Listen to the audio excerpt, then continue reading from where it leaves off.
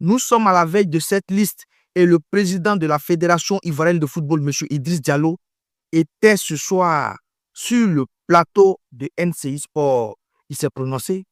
Il s'est prononcé sur cette liste des éléphants de Côte d'Ivoire. Et selon lui, il ne va pas interférer, c'est-à-dire, il ne va pas dire à Faye MS, prends celui-là, prends celui-là, prends celui-là. Que lui, là, il ne va pas mettre ses yeux sur la liste de Faye MS. Que c'est Faye MS qui choisira ces 26 joueurs. Les noms que nous allons entendre demain, les 26 joueurs que Faye MS va nous communiquer demain, là, ceux qui iront au mondial, là. Le président de la fédération dit que c'est Faye MS qui les a choisis. Que c'est Faye MS qui va les entraîner. Que lui, là, il ne va pas interférer dans cette liste pour ne pas que demain, si ça échoue ou il y a des mauvais résultats, le sélectionneur Faye MS viendra lui dire « Ah, président, c'est toi qui m'as dit de prendre tel joueur, c'est toi qui as fait que j'ai changé ma liste ou c'est toi qui as interféré dans cette liste. » Donc, pour ne pas que lui, Faye MS, l'accuse demain d'avoir changé ses plans, lui, le président de la fédération, ses mains sont en l'air, il regarde Faye MS de très loin. Lui, le président de la fédération, il va entendre le nom des joueurs, des 26 joueurs là, demain comme nous, parce que c'est Faye qui va les entraîner.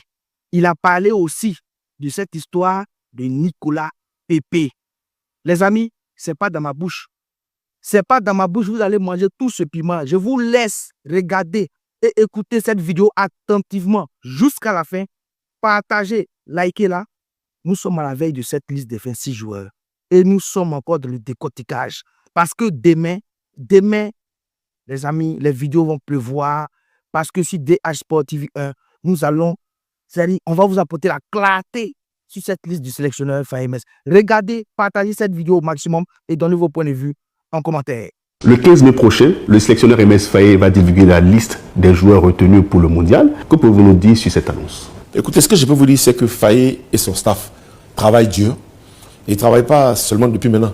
Ils travaillent depuis plus d'un an. Depuis que nous sommes sortis de la CAN, l'objectif suivant, c'était se qualifier pour la CAN suivante et surtout se qualifier pour la Coupe du Monde. C'était les deux objectifs. Donc, ils ont travaillé, ils se sont qualifiés pour la CAN. On est sorti en quart de finale, malheureusement. Et ils ont travaillé, on a été qualifiés pour la Coupe du Monde.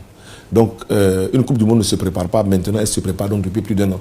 Donc, ils travaillent avec sérieux, avec rigueur, avec abnégation, avec beaucoup d'humilité, à faire en sorte que le 15, ils vous donnent, selon leur analyse et selon les données à leur disposition, les 26 meilleurs Ivoiriens aptes à aller défendre le drapeau de la Côte d'Ivoire, tant individuellement que collectivement. Il faut bien écouter ce que je vous dis. Une équipe, ce n'est pas des individualités. Une équipe, c'est un groupe. Donc, il faut être capable d'être performant individuellement et d'être performant collectivement. Et ça, les coachs sont en train de travailler à avoir la meilleure équipe possible. En même temps que vous êtes le président de la FIF, vous êtes le président de la commission des équipes nationales de Côte d'Ivoire. Est-ce que vous avez été consulté par le sélectionneur avant de pouvoir divulguer la liste des joueurs pour le mondial? Non, le sélectionneur ne me consulte pas. Le sélectionneur ne me consulte pas parce que c'est son travail de le faire. Après, il n'a pas obligation de me consulter. Après, s'il souhaite, il peut me consulter. Mais de façon générale, nous avons des relations très fluides qui font que nous sommes en harmonie sur l'ensemble des joueurs. Est-ce que sur cette liste qui doit être donnée, vous avez quand même un droit de regard en tant que président de la commission des équipes nationales de Côte d'Ivoire? Oui, en tant que président, j'ai un droit de regard, oui, j'ai un droit de regard, mais je n'ai pas un droit de censure. Il faut faire la différence entre un droit de regard et un droit de censure. Il peut arriver que peut-être je puisse lui dire de mon point de vue ça, s'il me demande mon point de vue. Mais c'est lui qui va choisir les joueurs, qui va les entraîner et qui va les mettre sur le terrain. Si je viens interférer dans sa décision, si demain il y a un problème, il va me dire quoi? Le président, c'est vous qui avez choisi les joueurs. Est-ce que je peux assumer ça? D'accord. Chacun a son rôle. Chacun a son rôle, mais un rôle consultatif, quand même, c'est pas mauvais de votre part. Ah non, non, mais en tant que président de la Fédération ivoirienne de football, le président de la commission de l'équipe nationale, nous avons des échanges réguliers et fluides sur son travail. Est-ce qu'il vous a consulté, là, pour cette... Pourquoi vous voulez qu'il me consulte? Sa liste n'est pas encore sortie.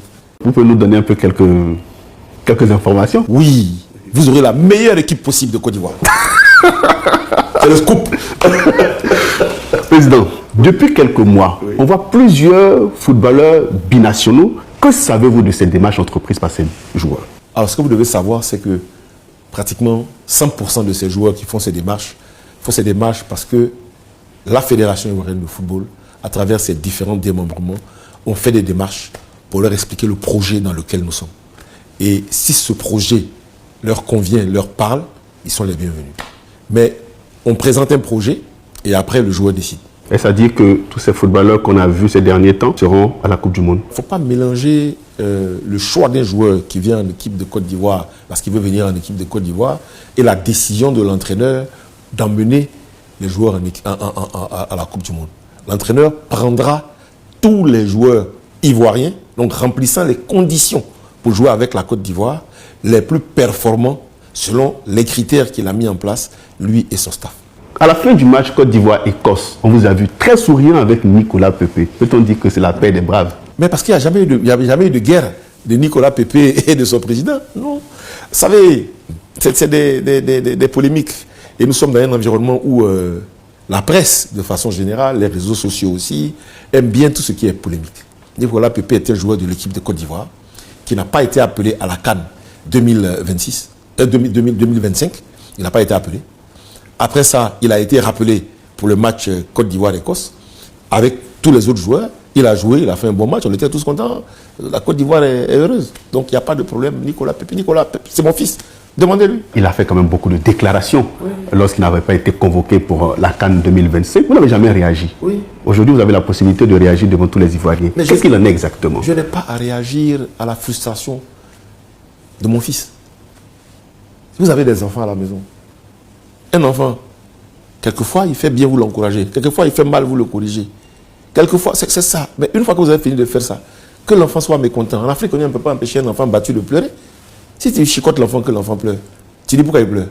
Il faut le laisser pleurer. Le principe, c'est quoi? C'est que Nicolas est libre de communiquer comme il veut communiquer. Comme tous les joueurs de l'équipe nationale. Et Nicolas, il a communiqué à un moment, à sa façon, mais ça reste là. Après, c'est les gens qui ont voulu en faire une tempête. Mais c'est une tempête dans un verre d'eau. Donc, je n'ai absolument pas à répondre à ce que Nicolas a dit. Il a dit ce qu'il a dit. C'est passé. Il est en équipe de Côte d'Ivoire. C'est un joueur ivoirien. S'il est au mieux de sa forme, qui sera appelé à l'équipe nationale, si Faye le décide. Et la vie continue. Il ne faut pas faire une fixation sur le gamin. À mot couvert, il a signifié, il a laissé entendre que sa non-sélection pour la CAN 2025 viendrait de la présidence de la Fédération ivoirienne de football. Qu'est-ce que vous répondez à ça? Ça n'engage que lui. Si vous regardez la fameuse interview, ceux qui faisaient l'interview l'ont poussé 3-4 fois à aller dans ce sens. Vous savez, je suis quelqu'un, j'ai un certain niveau de compréhension et de connexion. La fameuse interview qui a été faite, on l'a relancé 3-4 fois pour qu'il arrive à cette conclusion. Dans quel but, je ne sais pas. Mais toujours est-il qu'en tant que président de la Fédération, j'ai toujours pris mes responsabilités et je les prendrai au bénéfice, au profit, dans le cadre de la protection de notre équipe A, les éléphants. Vous savez, les responsabilités, là-dessus, je ne tergiverse pas. Ce qui est le plus important, c'est l'équipe nationale de Côte d'Ivoire. L'équipe nationale de Côte d'Ivoire, en toute humilité, c'est ça que nous devons préserver et accompagner. Donc, de grâce, laissez Nicolas de côté, laissez le garçon de côté. Nicolas, c'est mon fils. On a d'excellents rapports et quoi que les gens fassent, je n'irai jamais dire quelque chose de négatif le concernant. Je l'adore, c'est un bon garçon, il connaît nos liens, il sait d'ailleurs ce qu'on se dit quand on se voit. D'accord. Du 11 juin au 19 juillet 2026 aura lieu la Coupe du Monde. Comment la FIF prépare ce rendez-vous au plan organisationnel? Mais écoutez, la fédération, comme toutes les fédérations qualifiées pour la Coupe du Monde, depuis déjà le mois de novembre, travaille à l'organisation. Donc Faye vous donnera le programme quand il fera son intervention le 15 mai.